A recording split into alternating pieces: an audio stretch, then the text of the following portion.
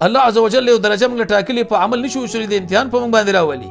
حتی ابن کثیر لیکلي چې کوم اجر به دوله ورکوي نو خلک به څه وایي چې کاش داسې بیتیګانې وي چې زموږ اندامونه کټ کړي وي خو چې اوس هم دا مډال ګټلی وي. ایمان چې د کله راوړو دا در باندې امتحانونه راولي. قرآن کې الله فرمایي چې ام حسبتم ستاسو دا ګمان دی جنت له به داخل شي بغیر د امتحان نه.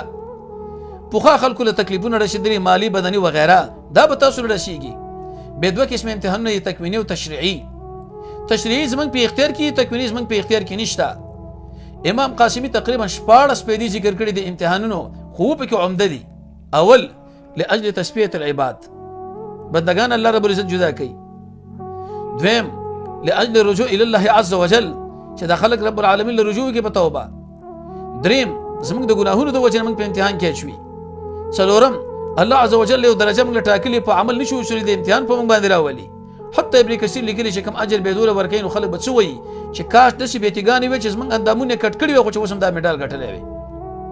پنځمه دې لپاره چې موږ آینده زمانه کې غښتلي شو. شپږم موږ د رب العالمین بندګانو چې څنګه امر په موږ کوي بس کولی شي. اوم لاجل رجوع دې وجه نه چې موږ رب العالمین له رجوع